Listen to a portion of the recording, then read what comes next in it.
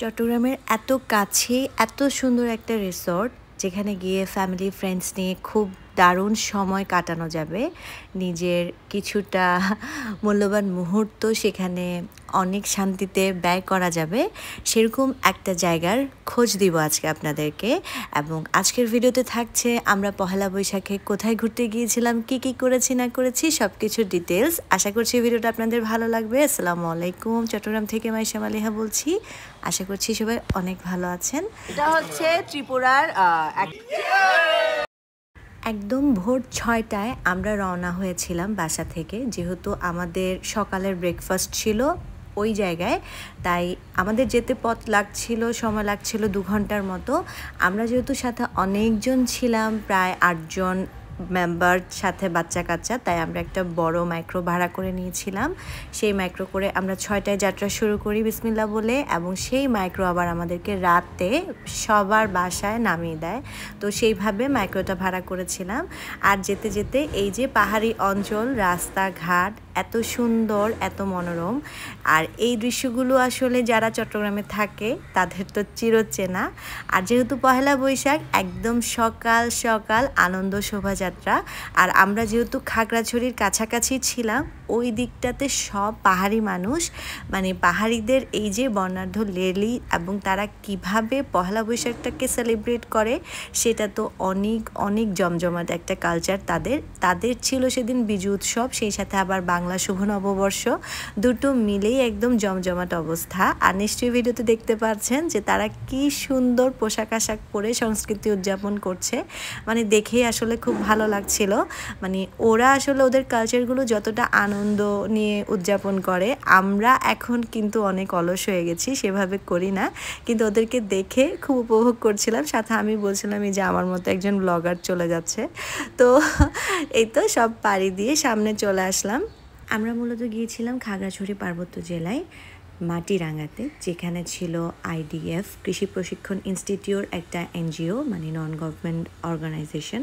তাদের ফার্ম হাউসটাই ঘুরে দেখতে গিয়েছিলাম সবাই মিলে, এবং সেটাই ছিল আমাদের পয়লা বৈশাখ ডেস্টিনেশন। আর আজকের ব্লগে সেই পুরো ফার্ম হাউসটা আপনাদেরকে ঘুরে দেখাবো।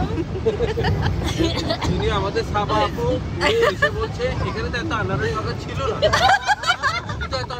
ঘড়ির কাঁটায় তখন সকাল 9টায়। এরই মধ্যে আমরা পৌঁছে গেছি আমাদের গন্তব্যে।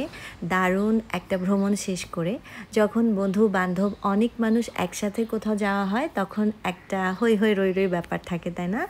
আর আপনারা কেউ যদি এই ফার্ম হাউসে ঘুরতে আসতে চান, সেই ক্ষেত্রে আপনারা যেই অফিসার নাম্বারে যোগাযোগ করবেন সেটা আমি ভিডিওর লাস্টে জয়েন করে দিব। ভিডিওর শেষে আপনারা সেই নাম্বারটা পেয়ে যাবেন। আর এই পুরো রিসোর্টে 4 রকমের রুম আছে, 4000, 6000, 8000, আর একদম প্রিমিয়াম কোয়ালিটির রুমগুলো হচ্ছে 10,000 টাকা। রুমগুলো কেমন সেগুলো ভিডিওর সামনে দেখাচ্ছি। আর এখানে যদি আপনারা খাওয়া দাওয়া করেন সেটা আলাদা, মানে খাওয়া দাওয়াটা হচ্ছে ইনক্লুডেড না রুমের সাথে। তবে রুমগুলো এই ধরনের, মানে আপনারা রুমগুলোতে 1 বেড 2 বেড এই ধরনের ভ্যারিয়েশন পাবেন, এবং রুমগুলোর সাথে এই ধরনের একটা ব্যালকনি আছে, যেই ব্যালকনি দিয়ে আপনারা পুরো একটা পাহাড়ি ভিউ, মানে অনেক মনোরম একটা ভিউ এনজয় করতে পারবেন।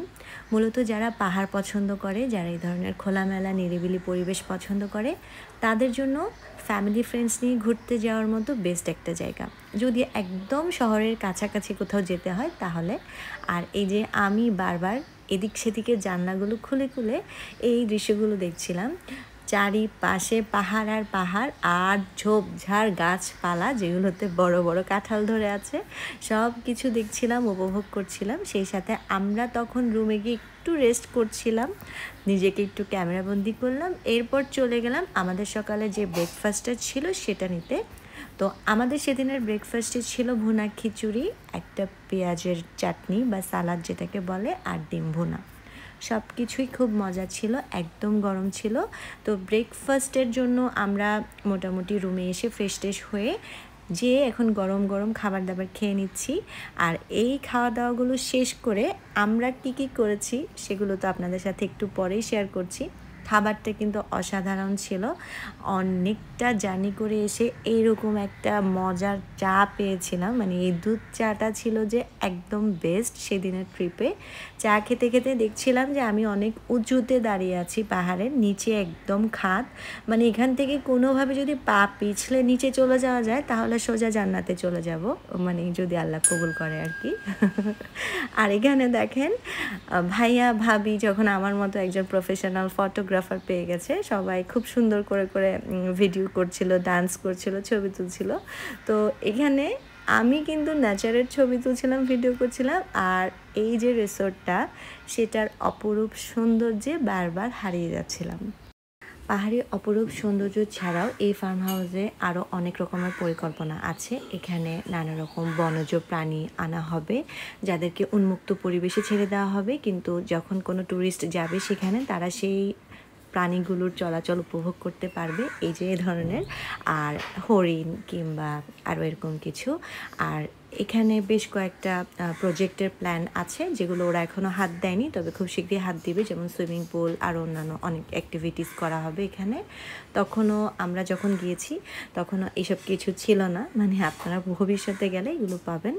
আমরা কিছুক্ষণ ফটোশ্যুট টুট করে এবার রুমে এসে ভাবিরা একদম ঝাঁকানাকা শাড়ি টাড়ি পরে পয়লা বৈশাখ ভাইবে রেডি হয়ে গেল।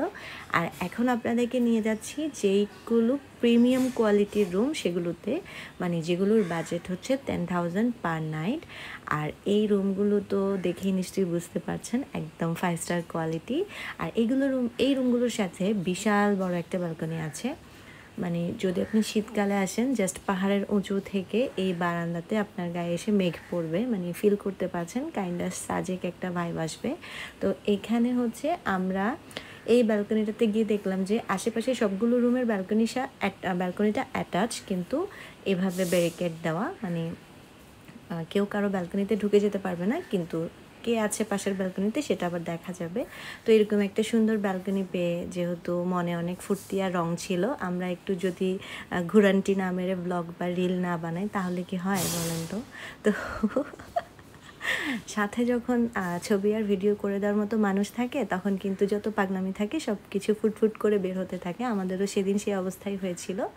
নিজের মন মানসিকতার সাথে ম্যাচিং যখন মানুষজন পাওয়া যায় তখন কিন্তু সবাই একদম বাচ্চা হয়ে যায়, তাই না? তো আমরা খুব ফান করেছি সেদিন।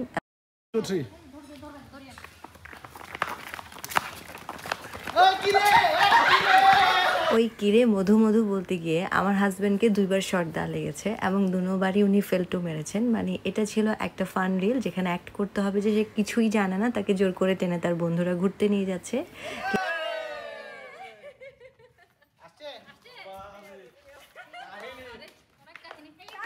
দৌড়াতে দৌড়াতে সবার খিদা লেগে গেছে, তো এবার আমরা চলে আসলাম লাঞ্চ করতে। জোর জবরদস্তি সবাইকে দিয়ে একটা রিল বানিয়ে নিলাম, বাট সবাই এত এনজয় করেছে যে পরে তারা বলছিল যে এরকম রিল আমরা আরও বানাবো।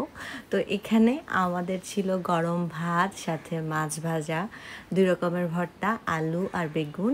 এটা ছিল একটা বৈশাখী একটা স্পেশাল সবজি থাকে না, যেটা সবাই রান্না করে, কাঁঠাল বিচি, কাঁচা কাঁঠাল দিয়ে সেটা। আর এটা ছিল ডাল, ডাল, টক ডাল যেটা, আর এটা ছিল চিকেন ভুনা, একদম লাল লাল। তো খাবার দাবারগুলো ছিল ভালো মজা। আমরা সবাই একদম খুব টায়ার্ড ছিলাম, এরই মধ্যে কিন্তু আমরা আশেপাশে যতটুকু পাহাড়ি অঞ্চল এক্সপ্লোর করা যায় সব ঘুরে ফেলেছি। ততক্ষণে পেটে প্রচুর খিদা ছিল, তাই হাউমাউ করে খেয়ে খাওয়া দাওয়া শেষ করে রুমে ব্যাক করলাম। আর দেখলাম যে তখনই শুরু হয়ে গেছে কালবৈশাখী ঝড়। সেদিন ছিল বৈশাখের প্রথম কালবৈশাখী ঝড় এবং সেদিনই ছিল নববর্ষ, সেই সাথে আমাদের সেদিন ঘোরাঘুরির দিন, মানে আমরা মাটিরাঙ্গা রিসোর্টে একই সাথে সব কিছু পেয়ে গেছি।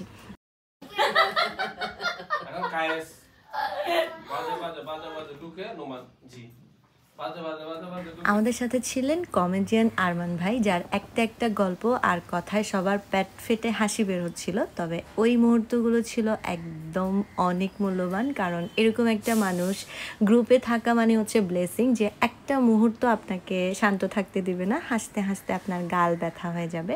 তো আমাদের সেখানে গল্প গুজব শেষ করে বিকেলে আমাদের জন্য রিসোর্ট থেকে কিছু ফ্রুটস রাখা হয়েছিল, আর সাবা আপু এখানে একটা ঝালমুড়ি বানিয়েছিল যেটার ভিডিও নিতে যেতে আমি একদম ভুলে গেছি। বিকেলবেলা ফিরে আসার টাইম, তখন খুব মন খারাপ হচ্ছিল।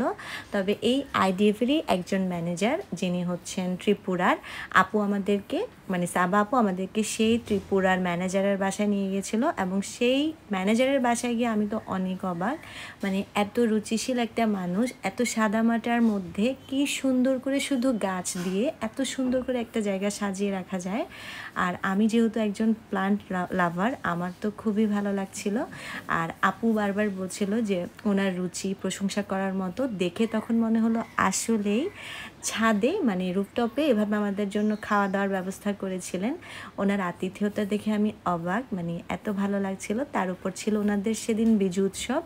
আর আপু আমাকে জোর করে ছাদে নিয়ে গিয়েছিল দেখানোর জন্য যে মানে সেই ভাবির কী কী গাছ আছে কালেকশানে। তো যেহেতু এখানে আসার আগেই কালবৈশাখী ঝড় হয়েছিল না, ওনার এই সাজানো গুছানো পুরো বাগানটা লণ্ডভণ্ড হয়েছিল, মানে গাছপালা সব কিছু এদিক সেদিক উল্টে পাল্টে পড়েছিল। কিন্তু এত সুন্দর এইভাবে করে ছাদে গাছ লাগানোর জন্য, শাকসবজি চাষ করার জন্য করা হয়েছে। এবং এই সব কিছু ওই যে ত্রিপুরার যে দাদাটা আছে উনি নিজে করেছেন, নিজে প্ল্যান মাফিক করেছেন, মানে সব কিছু ওনাদের দুজনের মানে স্বামী স্ত্রীর নিজের হাতে গড়া। তো খুবই ভালো লাগছিল দেখতে। আর এই যে লাল টসটসে পাকা কাঁচামরিচ, ক্যাপসিকাম, এগুলো দেখে খুবই ভালো লাগছিল। নিজের হাতে গড়া যে কোনো কিছু দেখতে কিন্তু খুবই ভালো লাগে, যত্নে গড়া। তো এই যে এখানে বাচ্চারা খেলছে।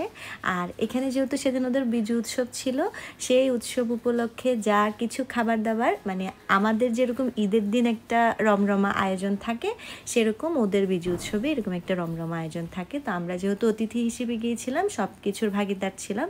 আর এখানে একটা বিন্নি চালের পায়েস ছিল, যেটার স্বাদ আমার মুখে এখনও লেগে আছে। এত বেশি মজা ছিল এই পায়েসটা। আমি এই স্বাদের পায়েস প্রথম খেলাম জীবনে। আর দাদার বুদ্ধি দেখেন, ফেলে দেওয়া সবগুলো টাইলস না ফেলে দিয়ে এইভাবে তিনি ছাদে ডিজাইন এটা করেছেন। হচ্ছে ত্রিপুরার একটা ঐতিহ্যবাহী ড্রিঙ্কস, নাম গালা। এটা বিজু উপলক্ষে তারা বানায়। ও এটা ওদের যদিও বা আমাদের জন্য এটা না, তবে এরা এটাকে আনন্দের জন্য খায়। এবং এটা 10 দিন লাগে তাদের এটা বানাতে। স্মেলটা কিছুটা এর মতো, ওই খেজুরের রসের মতো, তবে আমি টেস্ট করতে পারছি না বলে দুঃখিত।